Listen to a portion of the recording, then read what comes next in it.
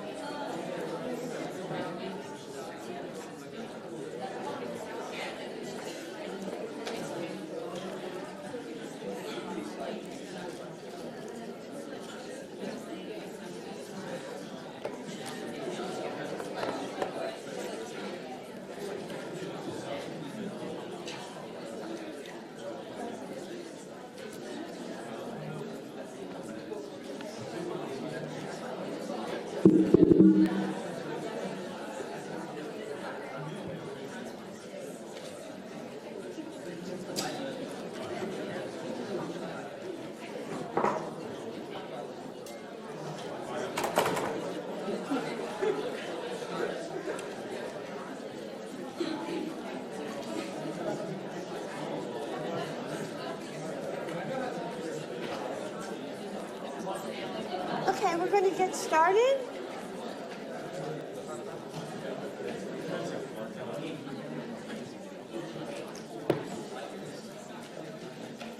Thank you for coming, for those of you who are able to attend today and conquering this really miserable weather.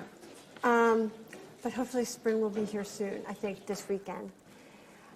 Anyway, today, what I'd like for us to do is finish where we left off on Friday and looking at some 21st century contemporary examples of detail. We talked about detail, we looked at some relating it back to Semper, and the other ideas is understanding detail is part of this larger understanding of architecture in terms of tectonics. So finish off that lecture, and then we'll take a small break, and then start looking at what I've termed this weekend as 21st century tectonics, and kind of comparing them and contrasting them, let's say, with Semper's 4 elements of architecture, and seeing, okay, what is framework in the 21st century? What is cladding? And I think, especially in terms of cladding and envelope, that's where we see these huge differences between what even existed a decade or so ago versus now what is understood as normal building tectonics that exist now in the 21st century. So it's an exciting time with exciting new forms and understanding of what architecture can be. So again, we talked about some of these 3 main sources within architectural discourse who have written on detail. And today I want to look at this really in depth. We are talking about detail, this case study of this building that I had the pleasure of seeing this past couple months in Philadelphia. And it's kind of a unique building. It's called the Barnes Foundation. It's really a museum. But the reason why it's called the Barnes Foundation is because it was made, this building specifically, to house the art collection of this patron from Philadelphia, this wealthy man, who has collected some of the most amazing pieces of modern art within the 20th century. However, he did not, as you go to a museum and you will see people lend their works of art to museums. They will say, on loan from so-and-so. Well, I think his name was Albert Barnes. He, even though, in Philadelphia, there's a huge neoclassical museum built in the early 20th century. He had a kind of bugaboo with them, and he didn't want to have his art there. So he was wealthy enough that he built his own house and his own gallery, or we call a foundation, to house all of this art that on a whim he sent a friend, and this is like 1920s, he was, I don't know if he was a doctor, but his background was in medicine, and he gained his wealth by developing this antiseptic that would be put on babies' eyes when they were first born to protect them from like getting disease or something like that. And it was used, so every birth, would use this antiseptic that he developed, and he became a very, very wealthy man. And he had a friend that was going to Europe, and he said, do you want me to pick anything up for you? And he's like, yeah, here's $25,000, bring me back some art. And so his friend was like, knew the art scene there. And he was bringing over some of the most amazing pieces. And I think what also struck me about this building was one after the other of these pieces of artwork, Picasso, Renoir, Van Gogh. I mean, it was just all there, Modigliani. And so, there's not a dud in there. But also what was interesting about, okay, back to the building, the foundation. Now, this was in the suburbs of Philadelphia, though. And it was open to the public, but from a tourist point of view, it was kind of a trek to go out to the suburbs to see this collection. So there was a big debate, well, let's recreate a new facility so that we can rehouse the foundation in the center of Philadelphia so more people have access to it. And that's what was done. And there was a competition, and this New York firm, this couple called Todd Williams and Billy Chen, they also won a recent commission. They're the designers of President Obama's library in Chicago. They've done work in Cranbrook. I actually have a very funny story about going to their office as a recent architectural graduate. But I'll see if I have time at the end of the lecture today. But anyway, so I'm familiar with their work, and I was anxious to see it. And so they've taken this art collection in the suburbs of Philadelphia, and they had to, rehouse it. Now, the thing with also Albert Barnes, he was a bit of a, autodidact. He wasn't an artist himself, but, he had the money, and then he would then become schooled in and interested in certain types of collections. And so he wouldn't just have art hanging on the wall. He would make these arrangements in rooms in his house or kind of purpose-built gallery in his, in this property. And so he would have a painting, maybe a Renoir, and then he would have a special piece of furniture, a collectible piece of antique furniture there. And then on the two sides, maybe two other paintings, and then some other medieval metalwork up above. And so they were kind of compose all these different artworks in themselves.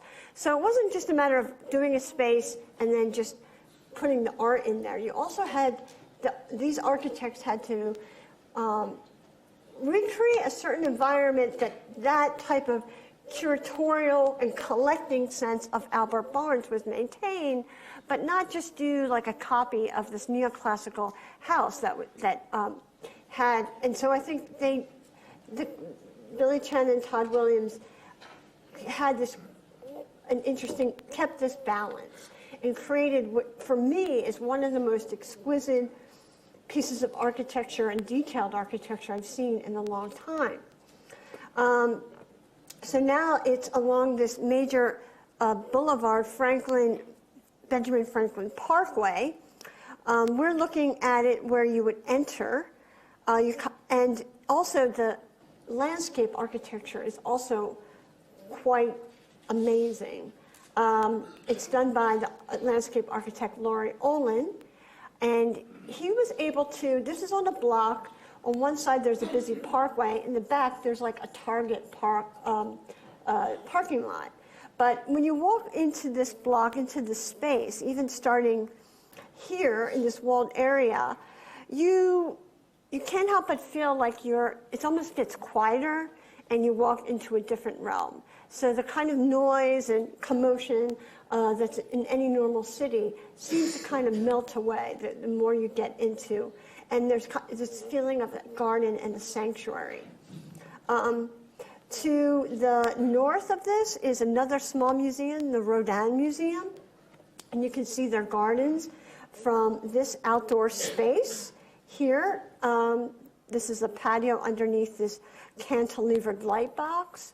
And then even further down at the end of this Benjamin Franklin Parkway is the very large Philadelphia Art Museum. And if you can't think of, oh, I don't know what the Philadelphia Art Museum is, think Rocky. I don't know, it's a very famous scene where Rocky Balboa like runs up the steps and then gets to the top. That's the Philadelphia Art Museum in the background and those steps. And even still go today, there are people still running up those steps, and there's actually a statue that people wait in line of Rocky Balboa going like that. But anyway, that's another story. Just with looking at this picture with the city in the background, so just kind of compositionally, so you walk in through this garden, and there's, you'll see, I'll show you pictures of this reflecting garden, this like reflection pools along this volume here. And if you see here, this kind of basically void or hole in this, what is a stone wall volume, is the entrance. And it's lined with glass with wooden mullions, so a different type of materiality, where I have other images. This is a volume that has a kind of blocks of stone, but that are on kind of a background of steel, and there's space so that you can kind of see this other layer. And then there's a series of, excuse me. Yeah, go in the back, please. No, yeah, go around that way. And close that door, please. Thanks. And there's a series of fins, of bronze fins affixed to these stone panels as well to kind of add some shadow and other type of detailing to this facade, so it's not just a stone box. On the second floor here, there's a series of offices, administrative offices, but on the ground floor, it's where you enter. And we'll talk about this space, this light box here, and then there's another similar volume behind this that is the gallery collection. And underneath this light box is called the center light court, which leads out to an outdoor garden in the back. So that's just kind of giving you this, the general breakdown of the spaces. Here's another outside view from the parkway, the other side, looking into the space. And here's that entrance we're talking about here. This is in the background. You walk in to this garden space designed by Laurie Olin, and there is this kind of bridge with these reflecting pools. And, it's a very monumental entrance, right? It's like, but it's not necessarily articulated with any type of columns. Just by its mere size and the materiality of the facade, you can feel that. And so you walk into the right, there's a smaller type of vestibule space. I think I'll have some other images of it here. But it's a bit smaller and darker. Then you wind around and come to this center court, which then is almost like a breakout space. So you have kind of the big entrance, then small, darker, more intimate, different materials, wood, mosaic patterns on the floor, and then you enter into this light-filled space. And then you get this feeling of euphoria, I guess you could say. Their logic behind this was that they wanted a space for they needed it for ticketing and just gathering of people waiting for tours. They could also rent out this as an event space, and it had to be something that was separate from the collection, which has to be very much controlled in terms of light and humidity and temperature, and had to often be sealed off. Here you can see is the entrance here, and you're coming in under this bronze panels, which is a smaller space, but then you come out into, like I said, this breakout space here. And what is a big feature of this is this skylight, because that is one of, if not the major problems of a museum, is how do you light the space, especially with natural light. You want some indication of what is going on outside, right? What is the light, even if it's a cloudy day? How can you intuitively understand this passing of time? This is something you want, unless you feel like, that's why in a department store there is no light. There is no view or hint. They want you to kind of lose track of all time, concept of time, whereas in other spaces, in a caring space like this, you want to give the visitor some connection to outside, and that is through the passing of time through natural light. And up here are those offices we were talking about. And so this is low iron etched glass that is also the same material that's used at the light box above. And the same, it's not the same exact, it's a different tone, but similar stone that was used on the exterior. And that same type of layering of cladding of steel with these panels of different sized pieces of stone that are also hammered with a certain type of texture are on the outside. So it's kind of this feeling of the same, bringing the outside inside, and that this is a light-filled space that's somewhat floating there in between the two. And you can see there's this is actually two different images that are separated, but this is the inside, and it's a different stone, but it's also like pummeled, the texture's a bit different.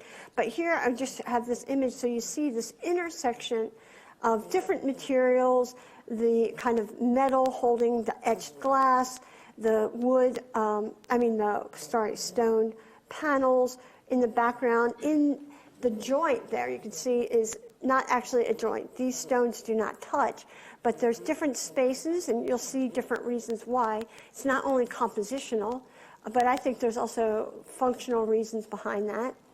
And here you can see is just a partial part of an image of actually a collection that was, and you can see it here, that was commissioned specifically for this space. And it's made out of, I think one of the requirements, it's made out of wool. And that's also like to absorb the acoustics in there. So it's a function of kind of dampening down the acoustics in this stone, but also there's wood flooring space. But it's also, it's quite beautiful and adding another texture to the space. Here you can see in this image how these two volumes, another volume of this building, are connected. It's seamlessly. If you didn't see this part of the window mullion here, you would think it's open to the outside, but actually this is a glass divider dividing the outside garden to the inside space. So you can kind of see what they're doing here. This is the main entrance from that light court into the gallery collection. And you can start to see the objects that were in the different collections that were in Barnes' previous foundation. And one thing that also divides it, both physically, are these 2-ton metal doors that the architects designed. And it's based on these type of metal shapes that Todd Williams discovered in, I think it was in Ghana or in West Africa, that he tried to reproduce here, because a large part also of the Barnes collection is they have a quite exquisite collection of African art. And a lot of the geometry from these art were used in a lot of the design of the space. In these windows, they use the patterning, the kind of square blocks. I have an image of it from an African kente cloth, was also used for the arrangement of the stone panels. But also there was the physical requirements that they knew the building was not going to be higher than 45 feet. And then stone also has to be quarried at a certain dimension. And so we're working with those kind of blocks of those dimensions, that stone is quarried. And with the 45, that's also in determining the patterning. And here, this is the interior. If you were to walk forward to where this woman is standing, this is, you'd be standing right here and you would be looking up and seeing the collection, where here I think it's a painting by Gauguin, and up above, and this is where they had to kind of recreate the physical architectural space of the previous foundation here. This is a mural by Matisse that took many, many years for him to finally complete. Albert Barnes had to fly and like house and Matisse here for I think over a year for him to finish this work. And so they had to recreate these type of arches in this space. This is another image of that main space that you would walk into. So it's a way of recreating it, but it's not just a cartoony reproduction of the space. And here you can see here what I was talking about in terms of this is how Albert Barnes composed his collections of artwork. Here in this room, and so they're trying to recreate the rooms in the arrangement of the objects of that collection in each room. And so they do have windows, kind of respect the original building, but they also have here the use of a series of, at least on the top floor, in that block that's made up of the collection, a series of clerestory light wells, I guess it's a clerestory lighting, where you have glass. This is a roof up here, just a regular roof, but along here you have glass. So it's indirect, also frosted glass. So it's etched glass. So it's there's no direct light, but indirect light. And then you have the formation of the ceiling, plastered using acoustic plastering techniques, also for the sound. And here is this one of the many elegant staircases. And when I see things like this, it reminds me even that the wood, the staining of the wood with the kind of roughly textured stone reminds me of what we were looking at last week, the Castel Vecchio with Carlo Scarpa. I mean, they could use any material, but they've used oak in other places. But here they're using a darker wood stain along with bronze handrails. And so you see they have, instead of carrying this wall up, so you could have the space, there's a connection to the larger space. You're not kind of closed in. But also they cut away at certain points parts of the wall. Why would they do that? Well, so that you don't have those awkward instances where you're kind of turning a corner and then you have to confront somebody like, oops, sorry, avoid kind of crashes. Here you can see someone coming down the steps because you have this bit of a cutout there. But then instead of it just being one functional detail, it's a certain motif that occurs throughout the design.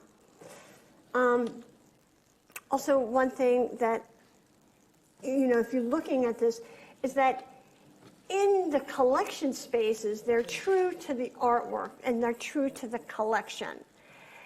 But they choose to kind of show off or like really dazzle with their detailing and their use of materials in those spaces where the collection is, not necessarily important. In the light court, in the light well, in the light court.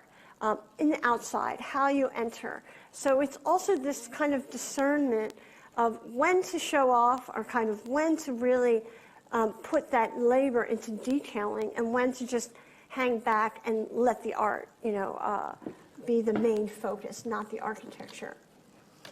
These are one of the study rooms. I didn't see inside there.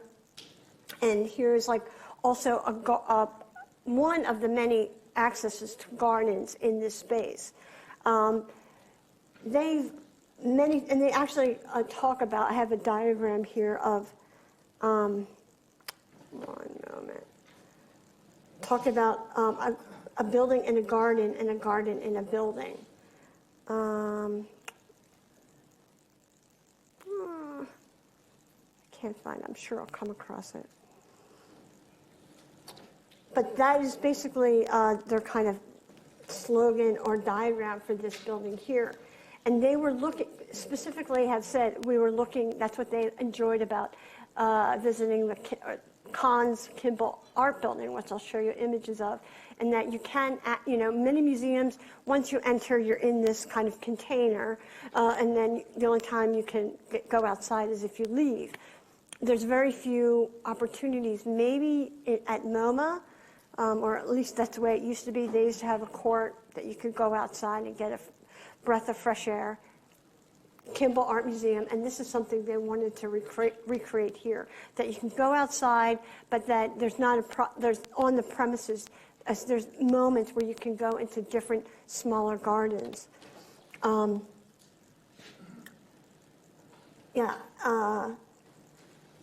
Here's just another space of the facade where you can see where there's a more functional entrance for utilities or to bring in the art, or if you have a catering or something like that. They're not going to go through the main entrance, so they kind of don't have the use of the stone panels here. And yeah, I'm going to talk about this light box in a minute. But below here is also another patio and garden that's accessible to visitors. Here's a plan. So this is what I was just talking about. The entrance here, you go into this darker, lower space, and then there's the breakout space. This is the the light court, and then there's a little vestibule that you go outside, another kind of patio outdoor space, and then this is the collection area that goes up at least 2 stories. And here it is along the Benjamin Franklin Parkway. Here's the Philadelphia Art Museum here. And so this is and here's the Rodin Museum. And then ideally you have down this boulevard other art institutes. So it's kind of like an arts district. So this is the section, and it's here where you can begin to see how the light well works. Here's that entrance and office space here. We're looking at it, the north-south section, and here is the art collection here. This is the light court. And so you have this light box up above made of the etched glass. And here, and they were originally just going to have skylight, or kind of, but they, it kind of evolved into this other thing where you have this indirect light coming in through that etched glass and, bouncing off the surfaces and coming down and creating these wonderful shadows. Actually, many of you have seen this image already. Where have you seen that? In this class?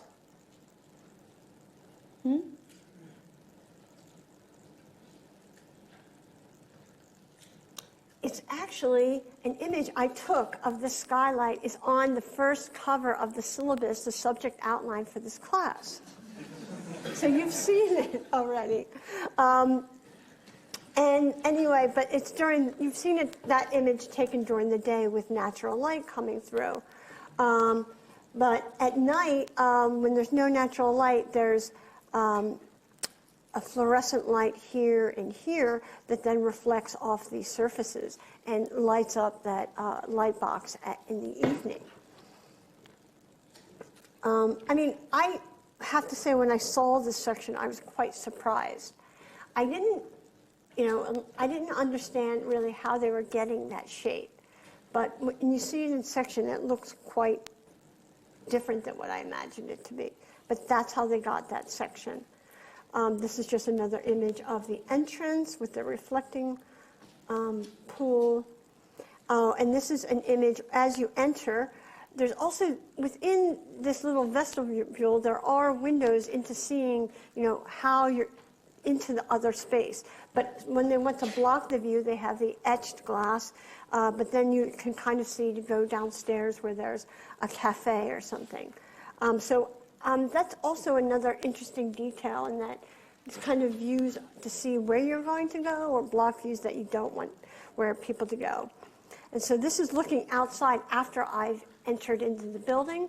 If I looking this way, I'm looking left back to the main entrance. If I was to turn right, I would go into that light court.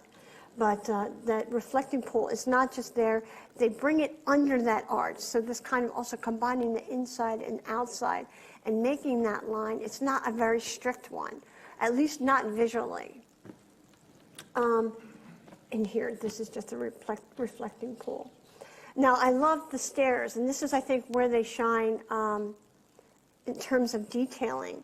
The bronze handrail, again, that kind of cutting away of the wall here. And it's the way it's connected here. It's not just kind of connected, it's stepped back. So then you get the opportunity to have a different connection. Two different types of material, but also at the edge of the wood, because that would easily chip away, they have a little piece of metal, brass, at the edge of the step where it's going to get the most wear. And here they have a darker stained wood next to a lighter stained wood, along with the interior stone and I think what is concrete. No, it's stone. I'm sorry, stone. This is one of the another view of that same stairwell up on at the top of the second floor. Also, look at the way there's also stone treads, or at least you can see as it's connecting to this part of the wall, and then on top is this piece of dark wood. But on this side, and also you'll see around here, I have another photo of it, it's not touching the wall. There is a space. And then underneath, they have lighting so that that space is lit up. And so the way even not only the selection of the materials, but thinking about how they connect or don't connect, allow you this imagination that you have this kind of stone core form, and that, like Khan, what we were talking about the other day, these more other pieces are kind of made of wood or a different type of material, or inset into this more concrete or masonry structure. And then just finely detailed, like a piece of jewelry, is the hardware, like the top of the step or the handrail.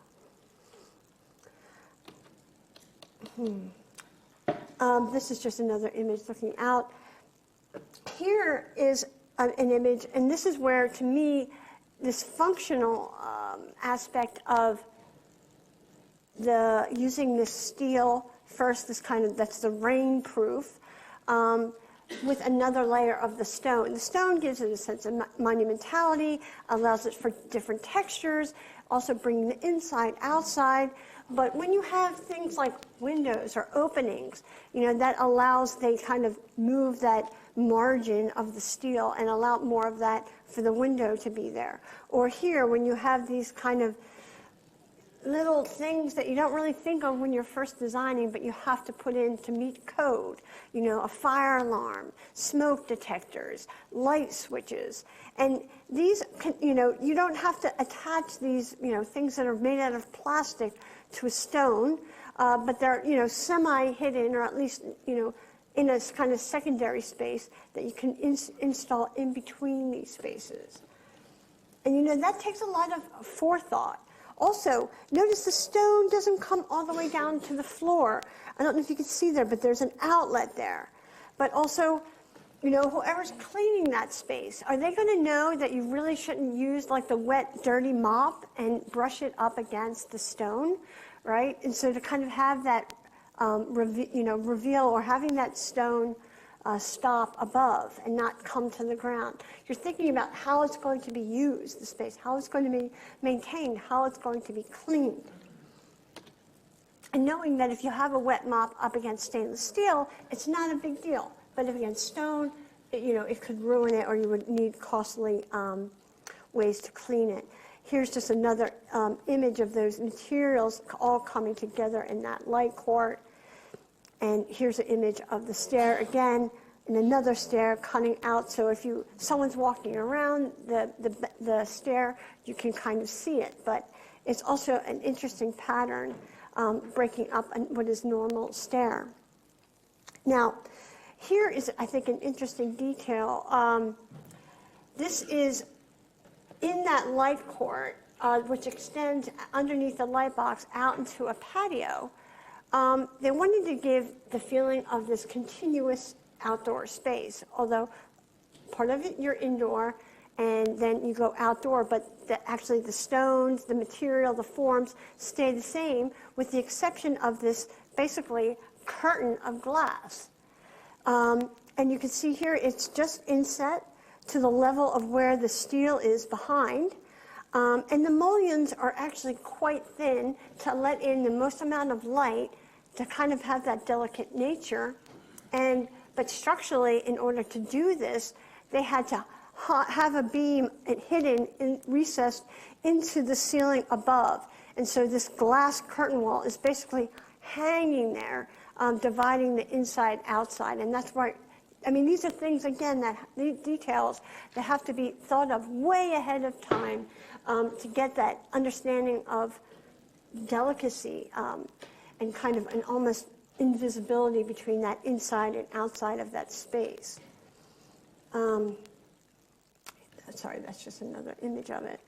I'm sorry, that's the wall connecting that side. That side, this is an image of a kente cloth that they used to kind of do the spacing of the stone on the interior and the exterior.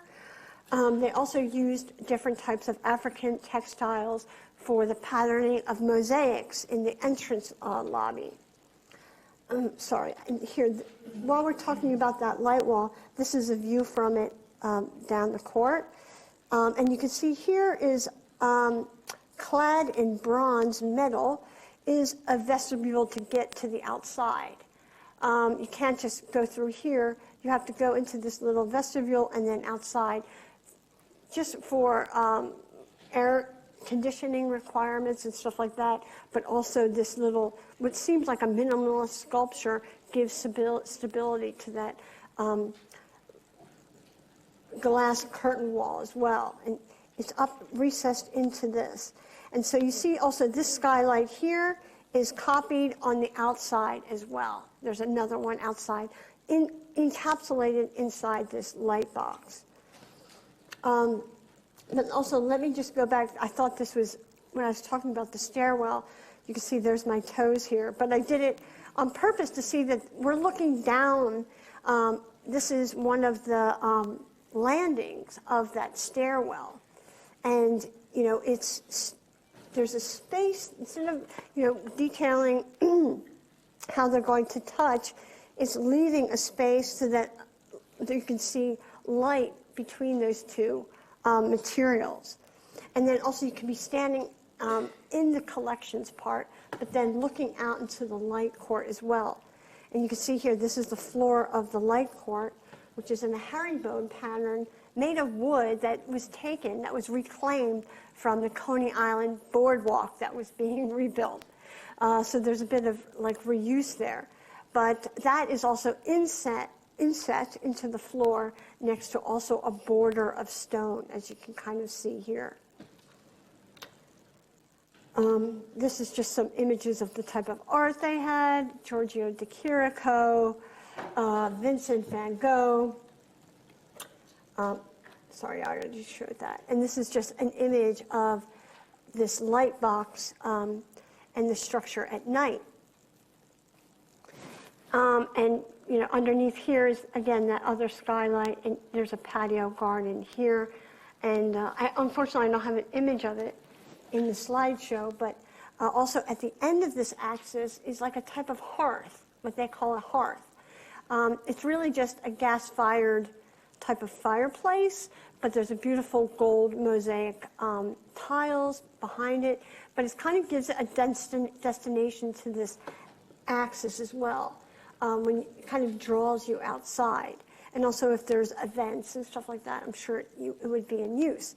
Now, Billy Chen and Todd Williams are not the first to use this light box strategy, especially also for a museum.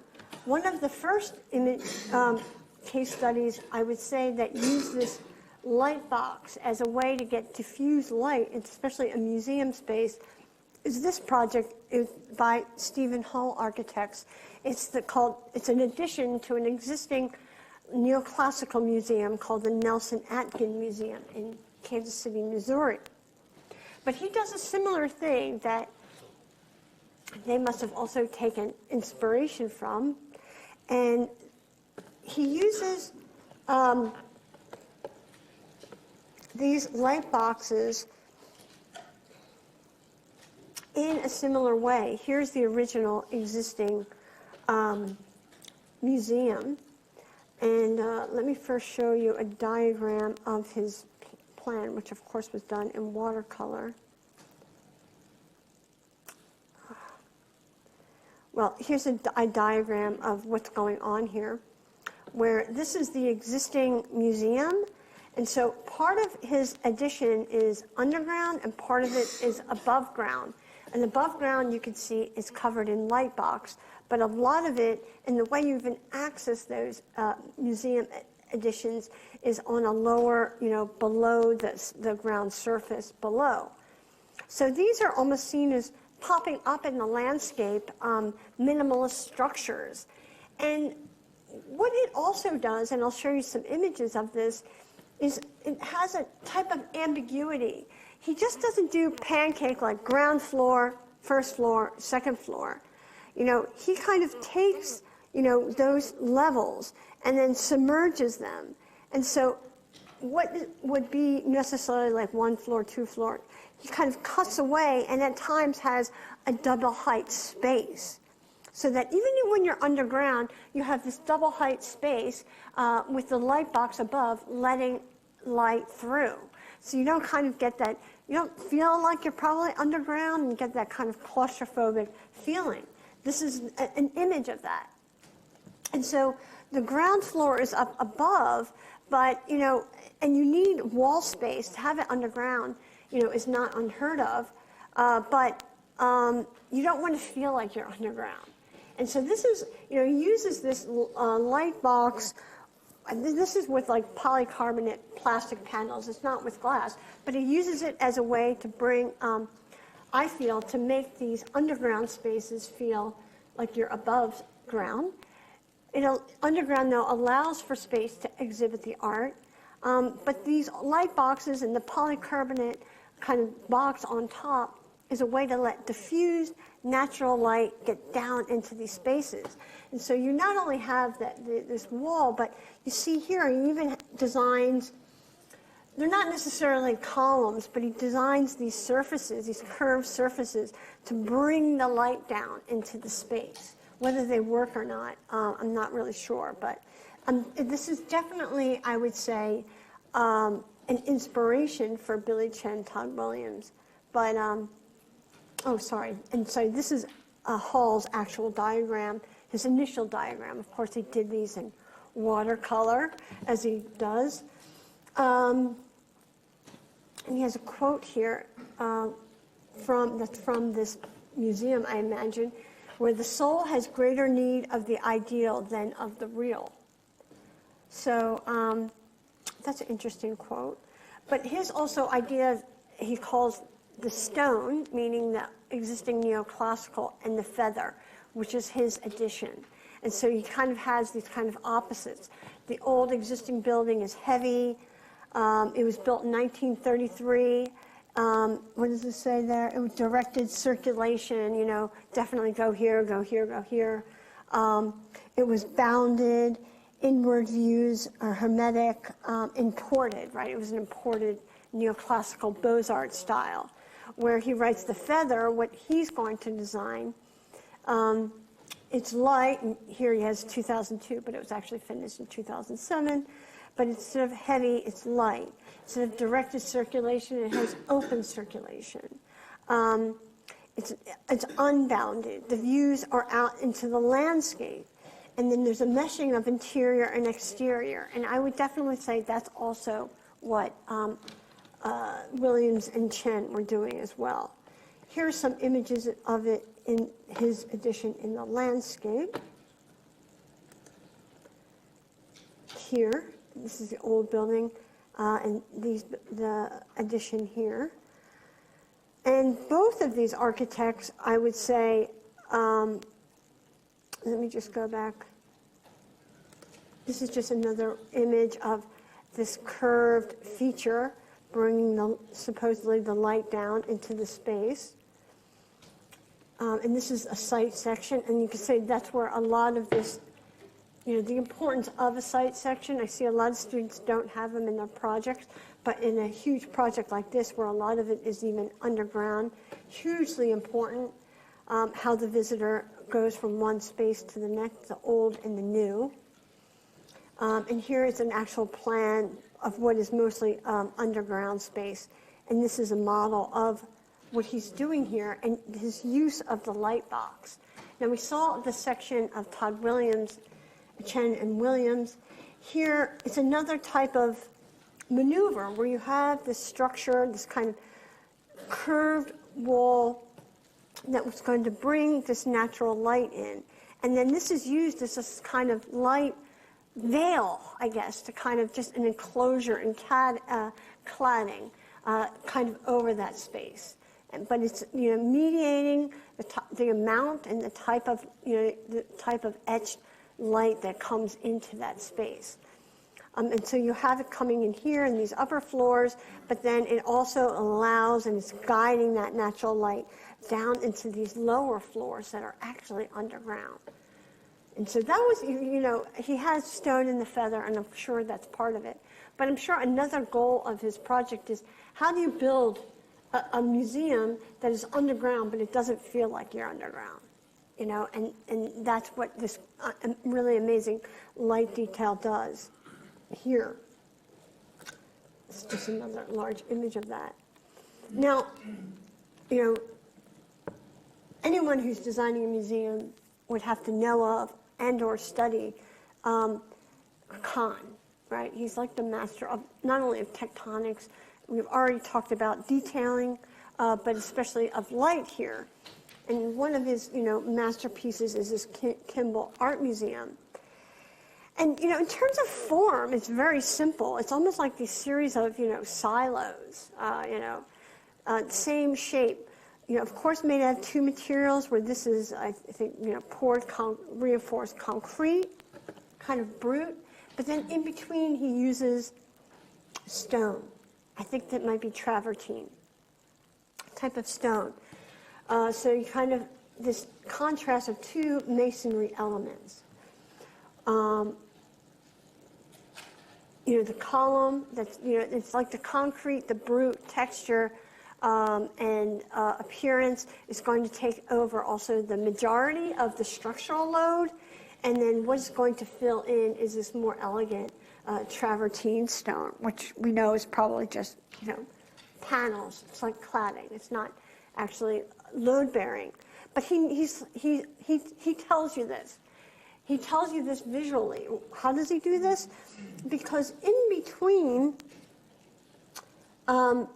this stone, and I'll show you a more close-up detail, but just from the outside, he has this seam in between these two materials, which is actually a piece of glass at the top of this. So now you know it's not load-bearing, right? Because he almost wants it to disappear, almost to show that you have a space there that then is just filled in with glass to keep out the elements, but also it's another way to let light into the space. But it's just enough that it will kind of cover this beautiful and major architectonic part, this barrel vault, right? It's not enough to come down and stream on and interrupt any look at the viewing of any particular piece of artwork.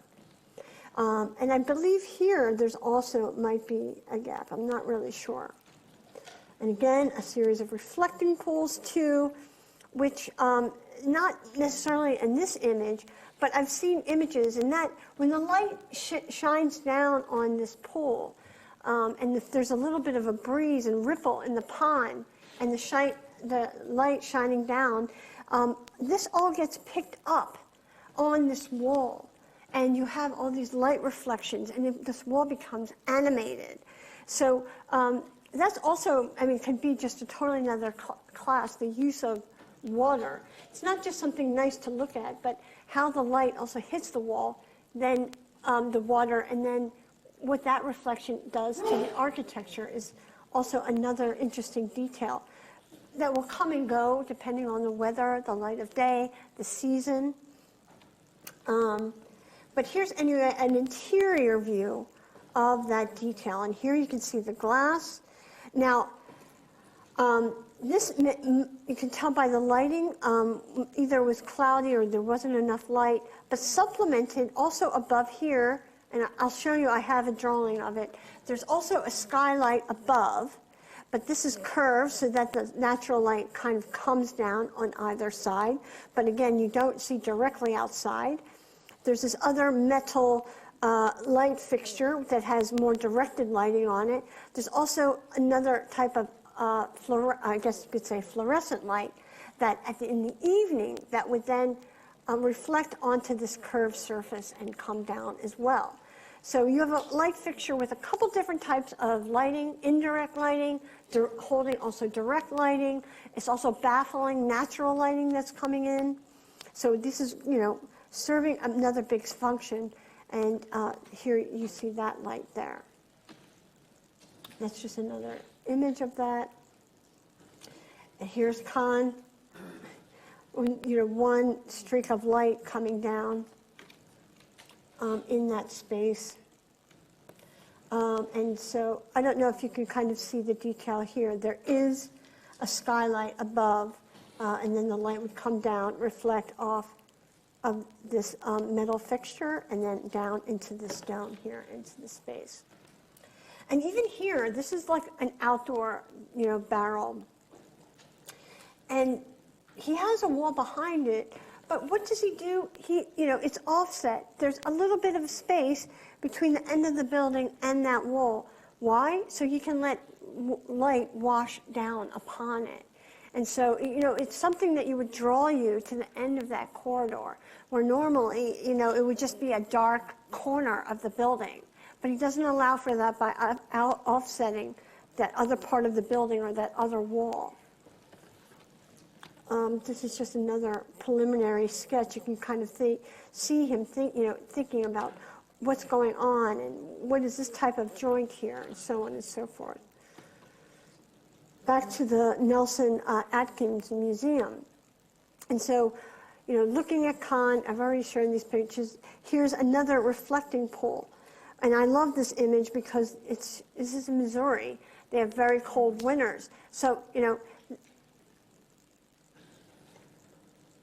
this is an image taken by the photographer that Hall hired, but it's showing, he's thinking about the space and how it's situated, his building in the landscape, not only when it's green fields, but also in the different seasons.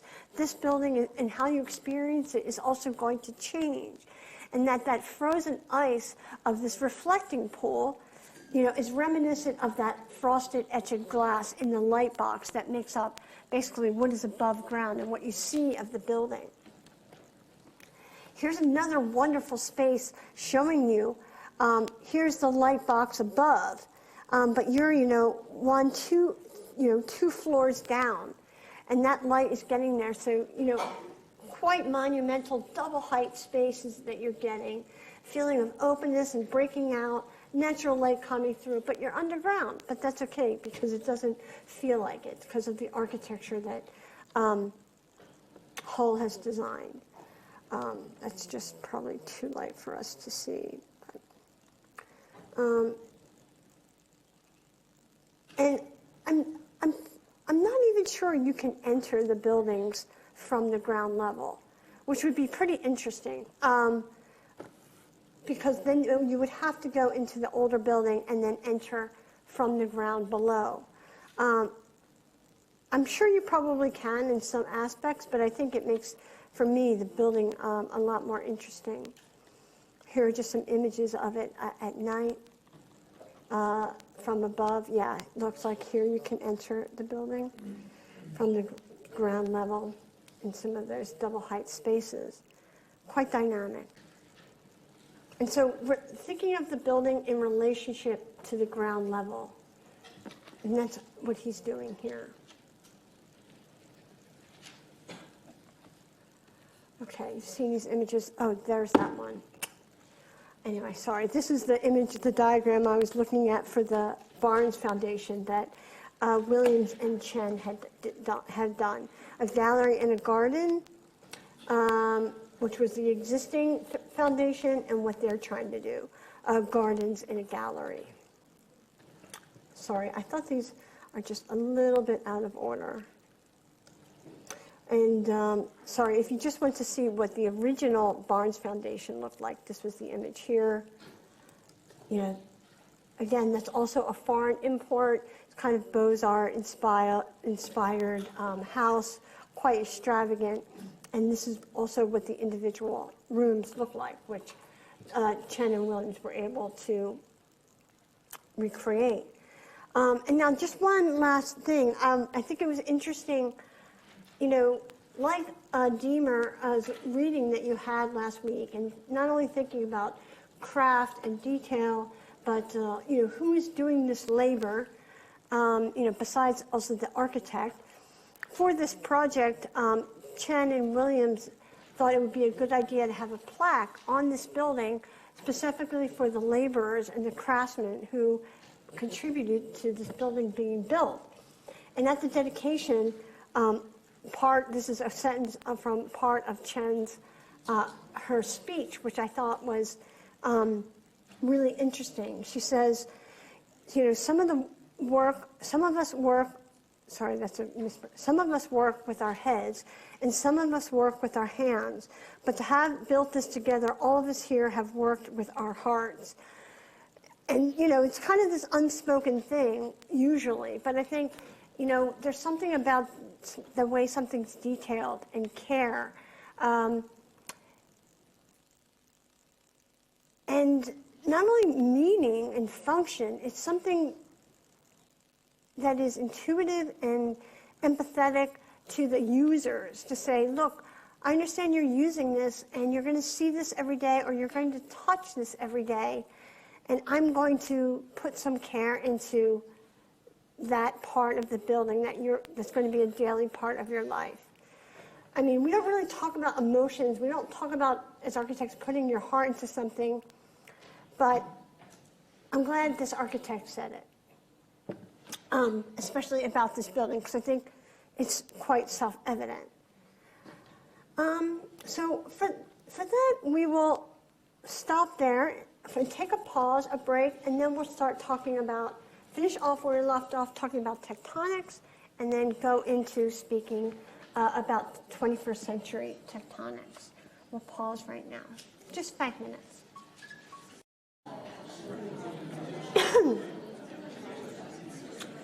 Okay, last week when we were in this space, last Wednesday, I finished off, now detail is also under this umbrella of tectonics, and I wanted to finish that. But it really didn't finish about just talking about tectonics in general, and I just want to bring up one canonical reference in terms of architectural discourse, more a recent one when it comes to talking about tectonics in architecture.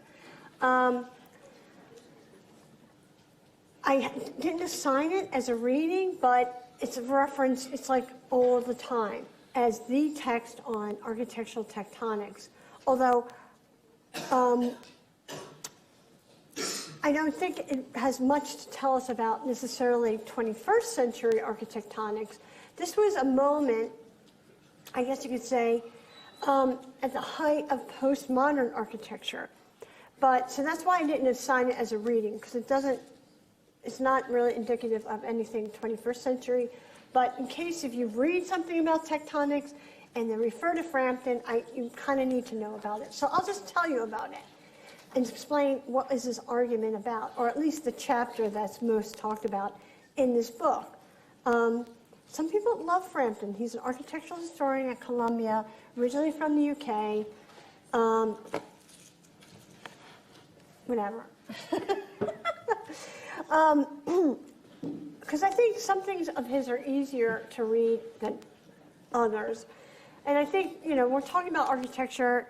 Let's just be clear. Let's just, use a language that's comprehensible. But architects don't always write that way. So But if you are interested in tectonics, both past and present, then I do recommend this book. And so, to kind of give you some background, this was published, I think, in 1989. And so, yeah, you could say it was like maybe the waning days of postmodernism.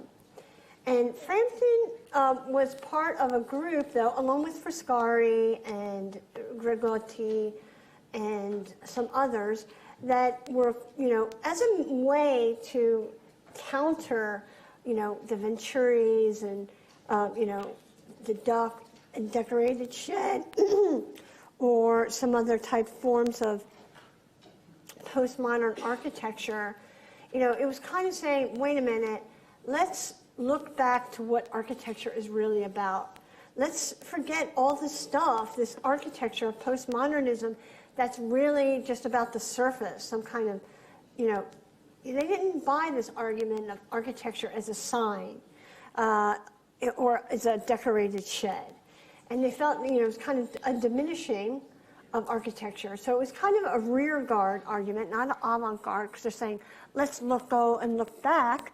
But nevertheless, it was quite making a quite poignant argument. And so this is what Frampton is arguing against. Here, the Venturis. It's like the building is actually, a billboard with, a shed behind it. And so to make his case, though, instead of just directly attacking this type of postmodern architecture, he goes back and looks into history. Where does he go? He goes back to Germany, where in this beginning of a nation state, where the question was, how should we build and what style? And so he revisits this moment, and he goes back and looks at Karl Bottcher, that art historian, and he goes back and looks at the architecture of this one architect, German architect, I think it's Karl Friedrich Schinkel, and tries to use this as a historical case study of what the problem was then, and so that anyone understanding the problem of postmodernism could kind of equate, using this he's using history to make his argument. And so what did Bottcher say? Just to remind you of what was said last week, he was an archaeologist that taught architecture, that researched Greek architecture, discovered that it wasn't just all white buildings, that they in fact were quite highly colored. But basically, he divides his understanding of tectonics and architecture into two things. There's the kern form, or I've also heard it referred to as the Vork form, but we'll use kern form here, or core form, which is a structural system which does not have the capacity for full expression. So there's that, and then there's also the Kunst form, or the art form. And that is the explanatory layer, you would say, one that expresses meaning of the building. And so they're not necessarily one and the same. They can be, but he's saying, well, wait a minute, there's maybe two. And even, something that may look like it's part of the core form is really and architects play with this all the time to their advantage. And so he also felt that the primary task of architecture was to enclose and organize space, and he described kern form and Kunst form as a harmony between building and human culture brought about by the mediation of artistic ornament. Art form as mediator between structure, core form, and culture.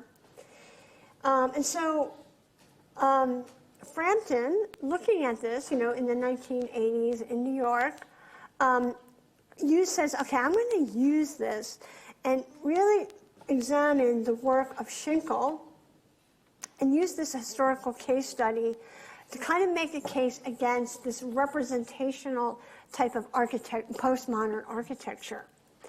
And so what does he do? He uses these two designs that Schinkel did for this Werder Church in Berlin, 1830. Well, he did two proposals.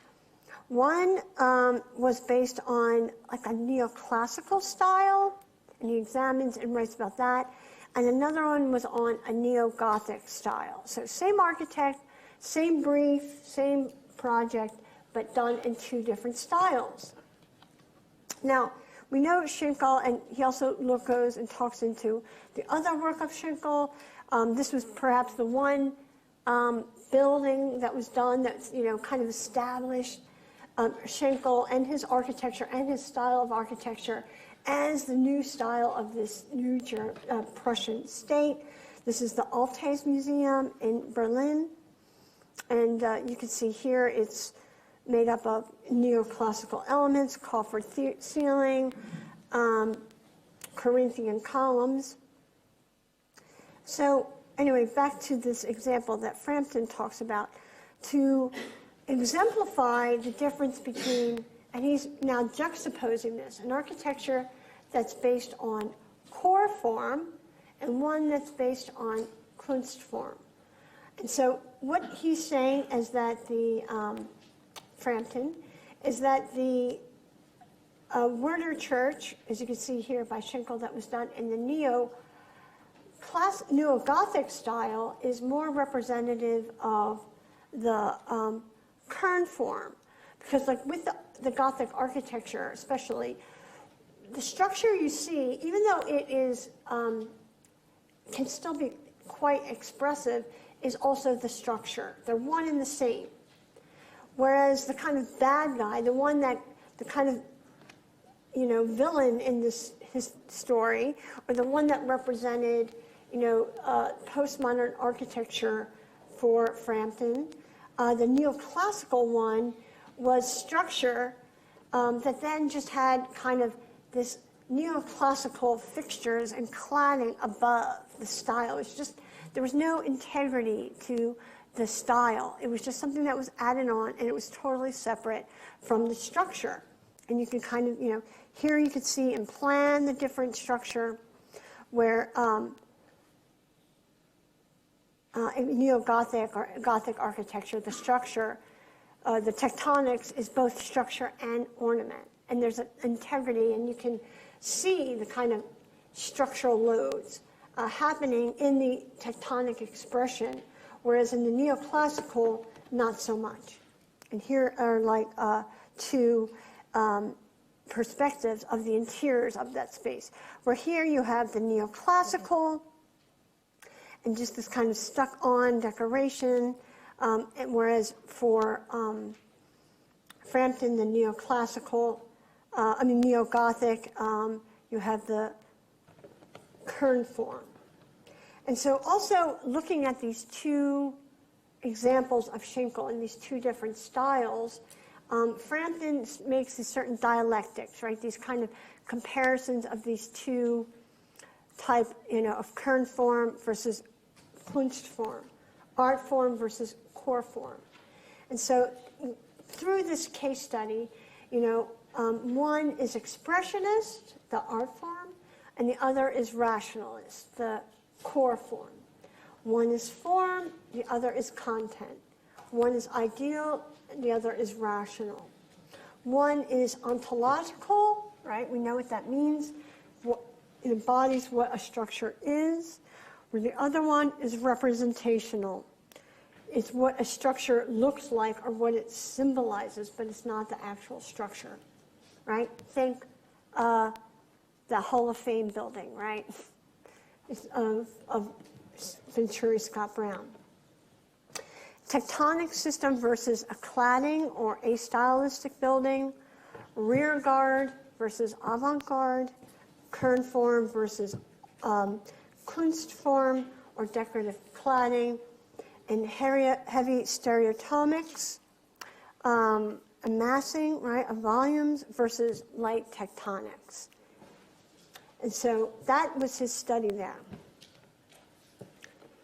So I mean, he also looks at Semper and his argument, and there's many more chapters in that book using different historical case studies. He also writes about Scarpa, but I'm just not going to go into it since this is the most referred to chapter.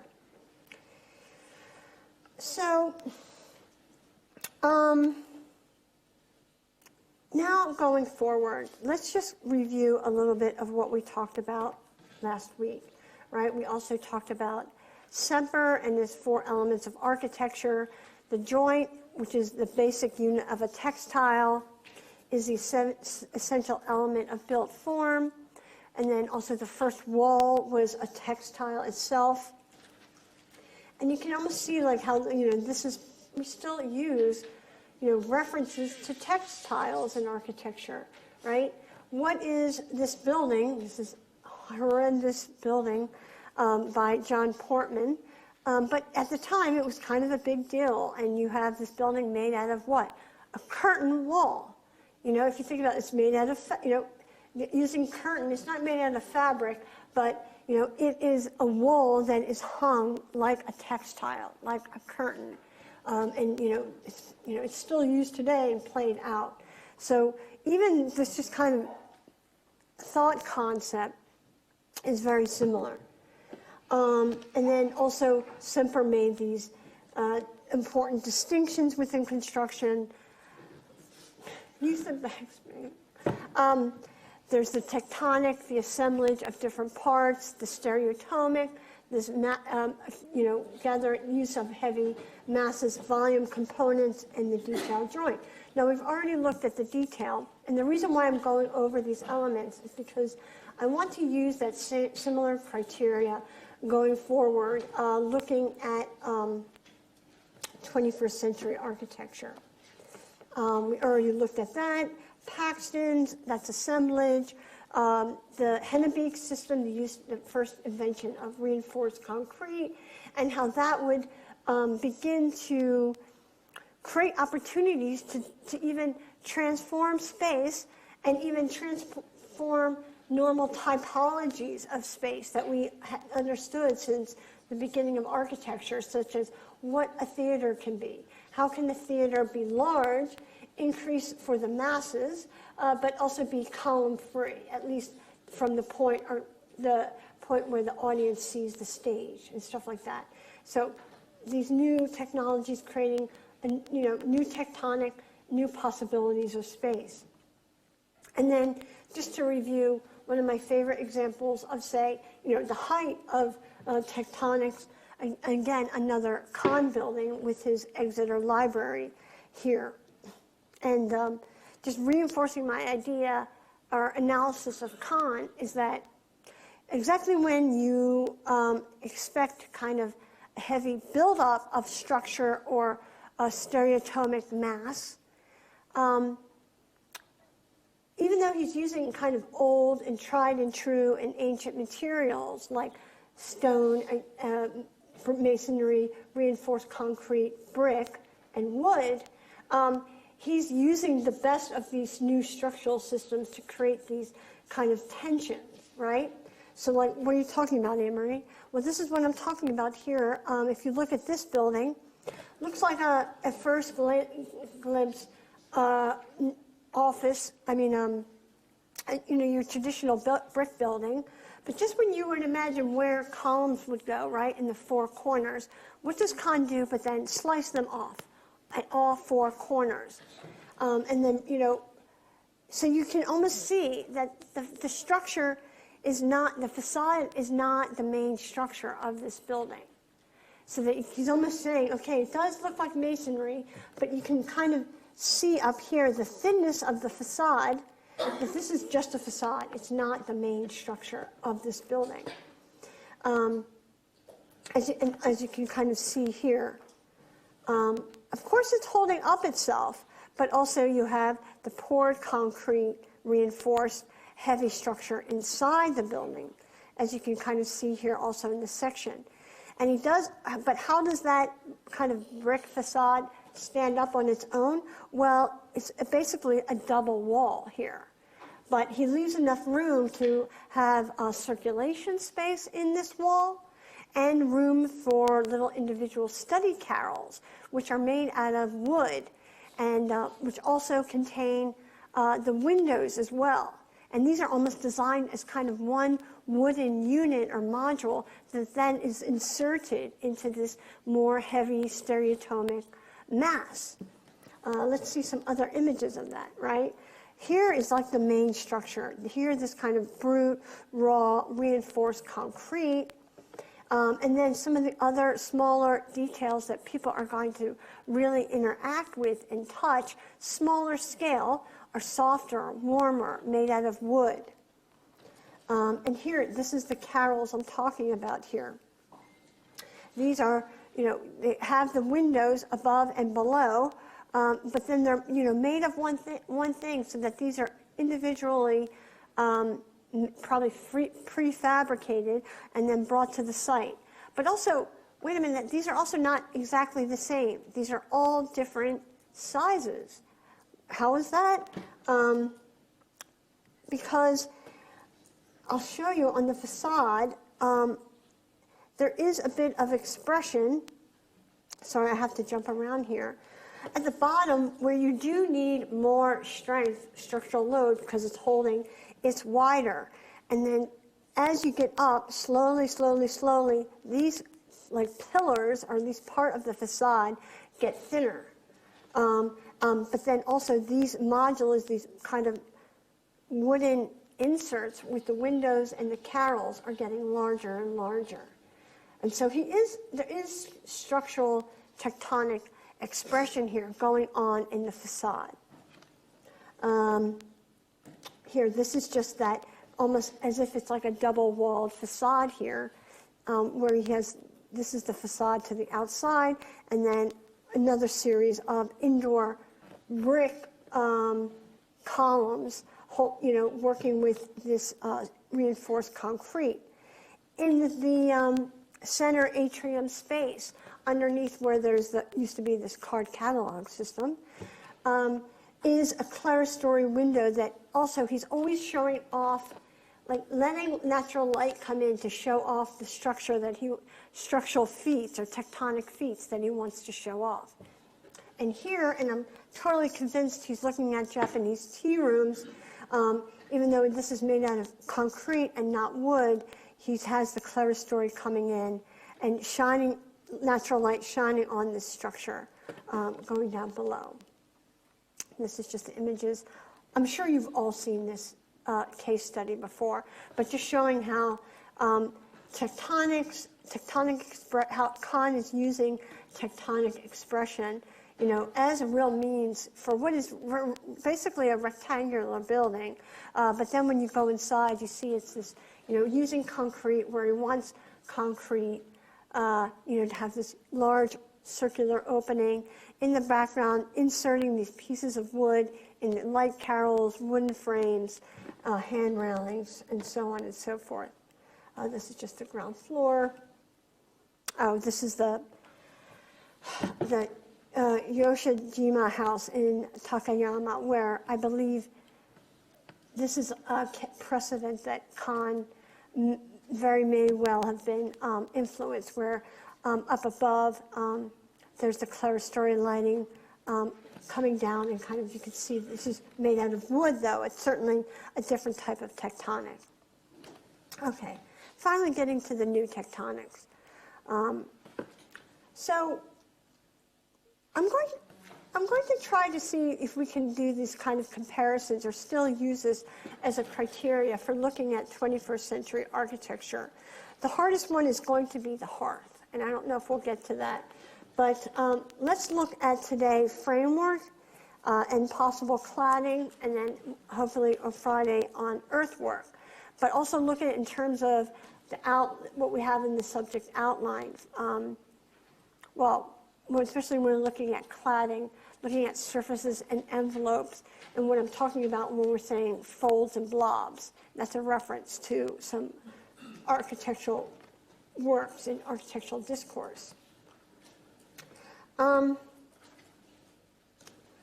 So in terms of framework, is there, we still don't have to have these paradigmatic shifts in form when we're talking about all 21st century architecture. Certainly the case study of the Sean Godsall in your reading this week. There's nothing about that building that is specific to it being built in the 21st century, but it's a good example of tectonics in architecture, especially when we're talking about siting and earthwork and its grounding to the ground. And I feel the same way to this museum by Herzog and de Meuron. We still can use old ideas of tectonics to create new buildings in the 21st century. So when I say there's new tectonics or 21st century architecture, a lot of these principles of Semper's and the ones that Kahn followed and like Billy Chan, they still hold, and you can still create wonderful buildings like that. But with the use of the computer and fabrication and manufacturing technologies, the paradigm has also changed. And what we're able to build today has definitely changed than what we could build even, say, 20 years ago. But this is a building of framework in architecture that's used to create an interesting type of building, with also a use of different kind of elegant combination of different materials here. Here in this building, it's just basically, and you can't, reminiscent, this reminds me of the kind of silos in the Kimball Art Museum, but here they're using just these two huge, very large sheds, or the roof to a shed structure to create this very simple museum. And so here you can say, in terms of form, it's very simple. Not unlike the Barnes Foundation, but it's showing off the tectonic expression, and the use of those materials is how these architects are going to let this building shine, or what makes it special.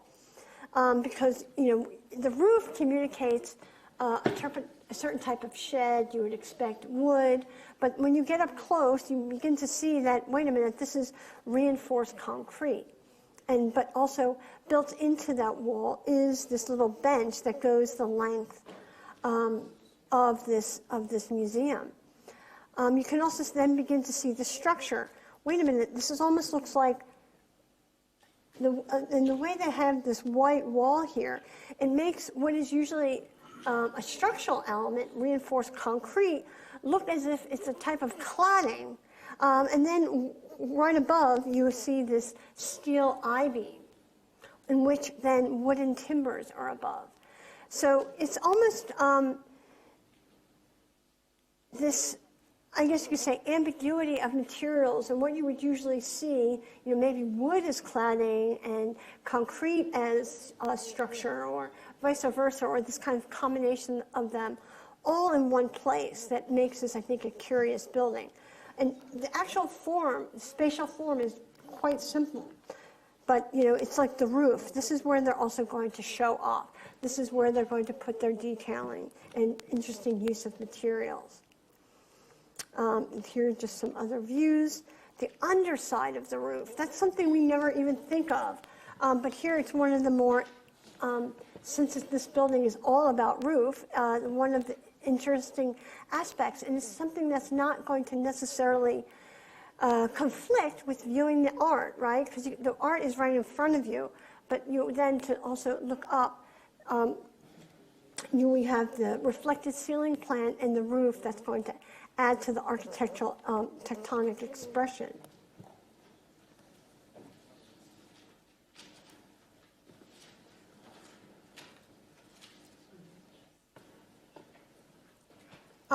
Here's the interior of that space. Again, just the walls are quite plain, quite blank, but they have the use of these simple skylights here, steel with these composite timber beams above. This is just the basic organization. Where these two sheds come together, that is the circulation space, and then you break off into the individual rooms that are underneath the shed. This is the plan, and the roofs extend over these buildings for covered outdoor patio space. Yeah, here's another section that you can see it. And you enter in the center here, and you can see right through that building here. This is another building from 1996, another simple art gallery, but I find this, from a tectonic point of view, really interesting. Again, you could say this is almost a precursor to the light box.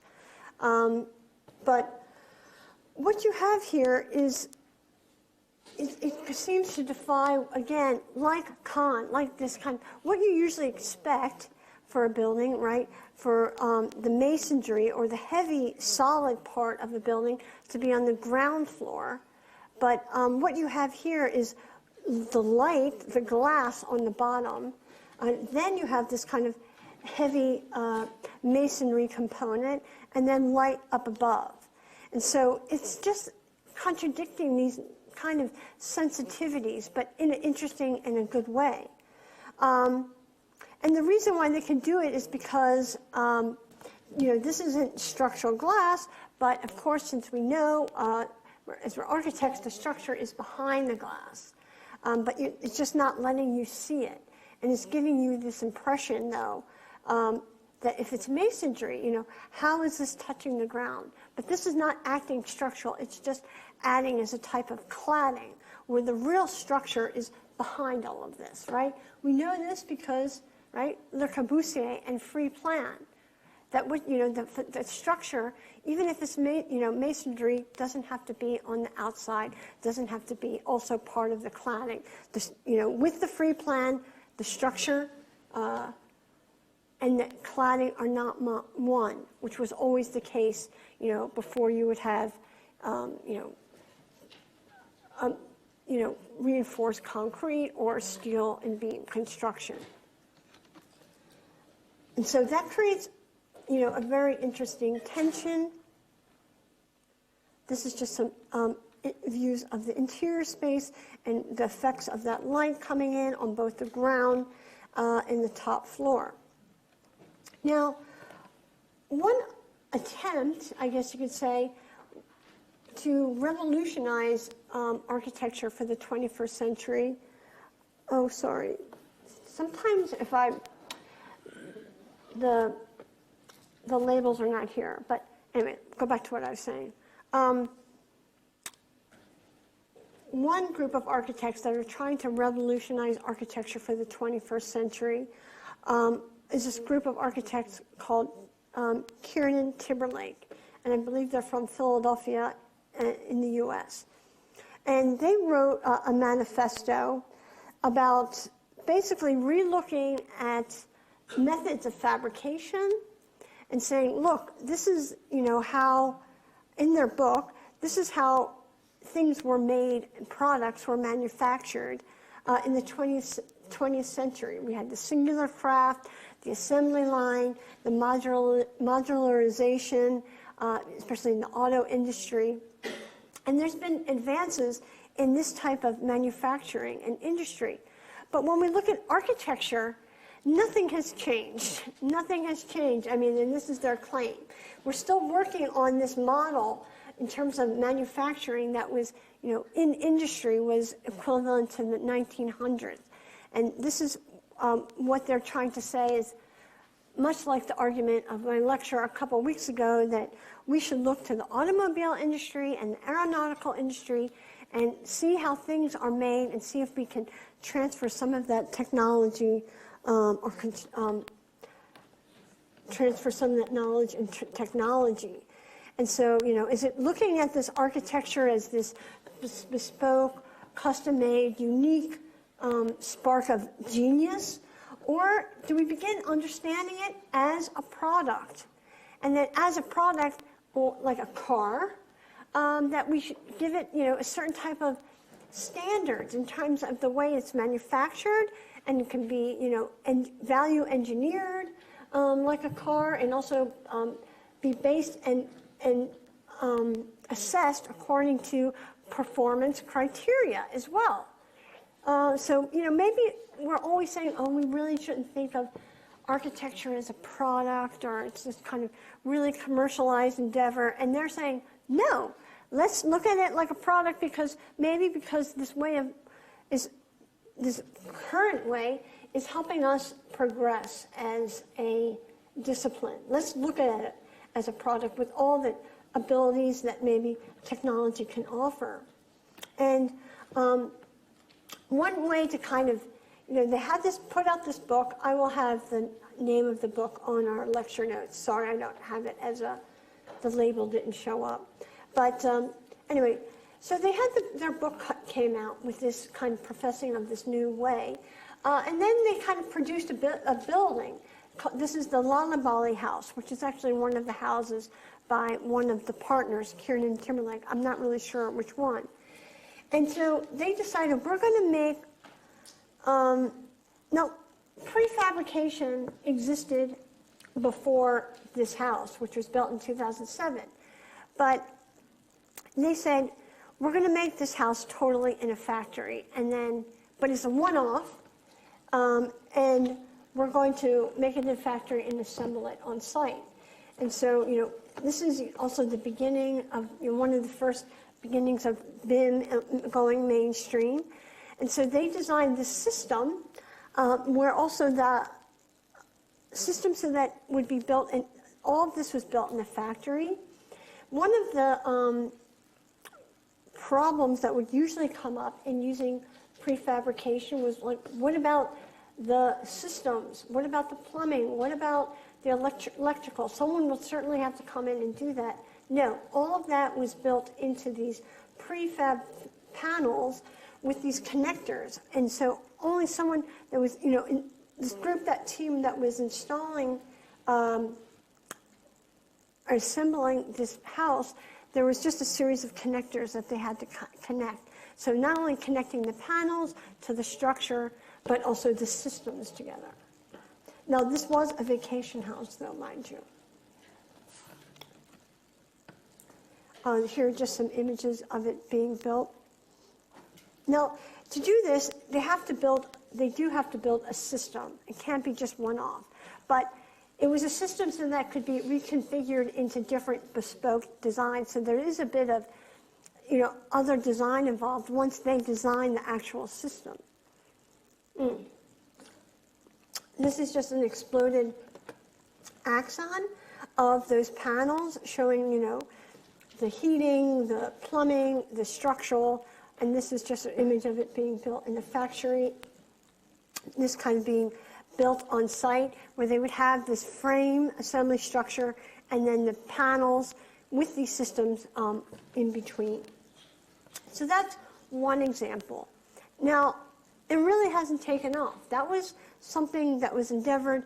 There, more and more prefab entire units are coming about, and we will see more and more of this as well. But yeah, I went on their website to see how this system is going, and I don't really see that many examples of it, at least from this firm.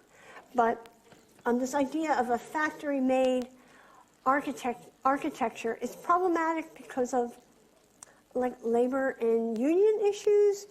I don't think it's a problem necessarily for an architect to design this. Now, let's talk about how different forms are made now using certain type of geometries. And then also we're going to look at this because this is also about bringing in also different types of technologies from other disciplines. This is